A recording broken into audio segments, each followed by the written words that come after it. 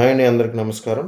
కార్తీక పురాణంలో మనం 4 అధ్యాయాలు పూర్తి చేసుకున్నాం. ఇప్పుడు 5వ అధ్యాయం వనభోజన మహత్యం.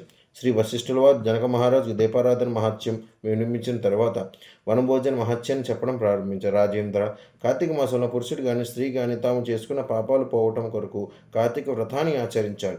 కార్తీక మాసంలో శ్రీమన్నారాయణుని సన్నిధిలో గీతను చదివినట్లయితే అటువంటి వారి పుణ్యం ఎన్నటికీ తిరిగిపోదు. కార్తీక మాసంలో దామోదరుని శ్రీ మహావిష్ణువుకు భక్తిపూర్వకంగా తులసిమాలతో ఆచరించిన వారిని పాపాలు పాము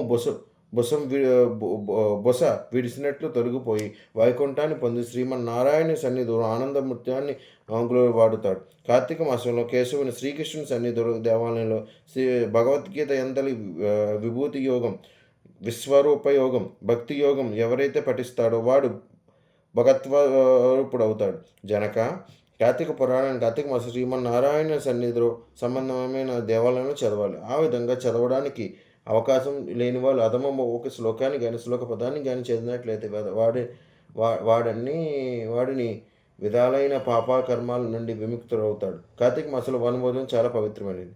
శ్రుత్వా సమాచరిమాన్ కార్తికే వనభోజనం నానాద్రుల మాతకిన్నే వనే చామల గ్రాగత సమబెచ్చ విధానేన శాలగ్రామవాసినాం దామోదరం జగద్వందం గంధ పుష్పాక్షతాభిభి ఇత్యాదిగా చెప్పబడి ఉండడం వల్ల వనభోజనం చేయడం వల్ల సకల పాపాలు తొలగిపోయి విష్ణులోకం పొందుతారు.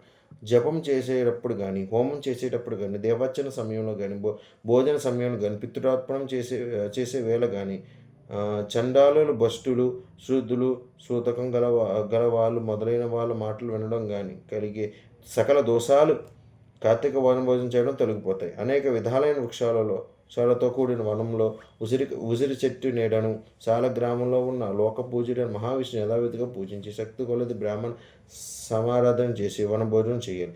ఈ విధంగా కార్తీక మాసం వనభోజనం చేయాలి. ఈ విధంగా కార్తీక మాసంలో వనభోజనం ఎవరు చేస్తాడో, పురాణం కార్తీక మహత్యం వింటాడో వాడు బ్రాహ్మణ పుత్రుడు హీన జన్మ నుండి తప్పించుకున్న విధంగా సకల పాపాలను రక్షించబడతాడు అని వశిష్ఠ వాళ్ళు చెప్పగా జనక మహారాజు కుతూహలతో, మునీంద్ర, ఆ బ్రాహ్మణ పుత్రుడెవడు? వాడు చేసిన పాపం ఏమిటి? ఏ విధంగా ముక్తి పొందాడో వివరించడానికి ప్రార్థిస్తున్నాను అన్నాడు. దయాహృదుడైన వశిష్ఠుడు మదహాస్యం చేస్తూ జనకమహారాజు ఆ ద్విజపుత్రుని కథ వివరించసాగాడు. చిరంజీవి, కావేరీ నది తీరంలో ఒక అగ్రహారం ఉంది. అక్కడ వేదాంగములు చదివిన దేవశర్మ అనే బుసురు ఉండేవాడు. వాని కుమారుడు దుష్ప్రవర్తనకు లోనై చెయ్యరాని పనులు చేస్తూ ఉంటే సహించలేక దేవశర్మ తన కుమారుని మందలించిన ఆయన కోపం పాపానికి మూలం.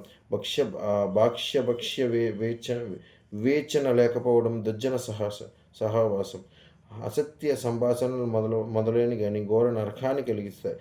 జరిగింది ఏదో జరిగిపోయింది. ఇక మీదటైనా జాగ్రత్తగా వ్యవహరించు. చేసిన పాపాలు పోవడానికి సూక్ష్మ మార్గం చెప్తాను విను. కార్తీక మాసంలో స్నానం చేసి విష్ణు భగవానుని పూజించి తులసిమాలను శ్రీమన్నారాయణకు సమర్పించు. ఆ విధంగా నువ్వు చేసిన పాపాలన్నీ పరిహరింపబడతాయి అని బోధించాడు. రోగ పీడలకు పద్య పదార్థాలు సహించని విధంగా తండ్రి చేసిన హితోపదేశం వానికి నచ్చలేదు. కోపంతో కార్తీక వ్రతం ఒకటి ఉందా, దాన్ని నేను చెయ్యాలా? ఎందుకు చెయ్యాలి? నా ఇష్టం, నేను చెయ్యను అని ఖచ్చితంగా చెప్పివేశాడు. తన కుమారుడు తాను తిరస్కరించడంలో దేవసేన కోపం హద్దులు మీరింది. కళ్ళు ఎర్రబడ్డాయి. కోపానికి లోనైన వాళ్ళు ముందు వెనక ఆలోచించారు. ఆ సమయంలో స్వపర భేదాలు కూడా తెలియవు. ఆ కోపంలో కన్నా కుమారుడినే విషయాన్ని పట్టించుకుంటుండ ఓ అడవిలో ఉన్న మానుత్రోలుతో మూషంగా ఎలుక బతుకొని శపించాడు. దేవసేన శక్తి సామర్థ్యాలు వాక్శుద్ధి అని అతని కుమారుడు ఎప్పుడూ గమనిస్తూనే ఉన్నాడు. అహంభావం వల్ల, అలసత్వం వల్ల, అవివేకం వల్ల, దుర్వచన వాసన వల్ల, ఫలితం వల్ల ఆలోచించగా మాట్లాడి శాపానికి గురి అయ్యాడు. తన తప్పు తాను తెలుసుకొని పరిచేపంతో శాపమితి ప్రసాదించిన తండ్రిని ప్రార్థన. దేవశర్మ శాంత స్థితితో జరిగిన దాన్ని గమనించి బుద్ధి కర్మను సారాని అనుకుని, వత్స, నీ ఎప్పుడు కార్తీక మహత్యం వింటావు, అప్పుడు నీకు శాప విముక్తి కలుగుతుందని చెప్పాడు. తండ్రి ఇచ్చిన శాపం వల్ల బ్రాహ్మణ కుమారుడు గజారణ్యంలో ఉన్న ఒక చెట్టు త్వరలో ఎలుక రూపంలో నివసించసాగాడు. కొంతకాలం గడిచిన తర్వాత విశ్వామిత్ర మునీంద్రులు శిష్య సమేతంగా వనభోజనార్థం గజారణ్యానికి వచ్చి కార్తీక స్నానం చేసుకుని ఆ చెట్టు కిందనే శ్రీమన్నారాయణ ఆరాధించి పురాణ పఠనం చేస్తూ కార్తీక మహాన్ని బోధిస్తున్నారు. ఆ సమయంలో దయలేని వాడును పశునికి ప్రతిరూపమైన వాడును ప్రాణి ప్రాణిహింస చేస్తూ జీవించేవారును అయినా బోయవాడొకడు వేటాడుతూ అక్కడికి వచ్చాడు. సజ్జనుల దర్శనం వల్ల ఇచ్చ నెరవేరుతాయి. ఆ బోయవాడు వారిని చూడగానే పూర్వజన్మం పొందాడు. దానికి బోయవాడు ఎంతో సంతోషించి, మహానుభావ, తాను దయ వల్ల నాకు జ్ఞానోదయం అయింది. దయచేసి తాము ఆచరించి ఈ మహత్వ కార్యక్రమం ఏమిటో కోరాడు. విశ్వామిత్రుడు వారు బోయవాని కోరిక మన్నించిన ఆయన, నీవు ఇక్కడే జ్ఞానోదయం అయింది. కార్తీక మాసవాసం వ్రతం మానవులకు కీర్తినిస్తుంది. కార్తీక మాసంలో ఎవరైనా తెలియకుండానైనా స్నానం, దానం మొదలైన వాటిని చేసినట్టు వారిని పాపాల నుండి విముక్తుడై వైకుంఠం పొందుతారు. భక్తితో కార్తీక వ్రతాన్ని చేసేవాడు జీవాత్మద. దీనికి ఏమాత్రం సందేశం లేదు అని సెలవిచ్చారు. విశ్వామిత్ర మహర్షి బోయవానికి చెబుతూ ఉన్న మాటలను నా మూసికం వెలుక వింటూనే ఉంది. మహర్షి చెబుతూ ఉన్న కార్తీక మహత్యం కూడా ఉంది. అందువల్ల శాప విముక్తి కలిగింది.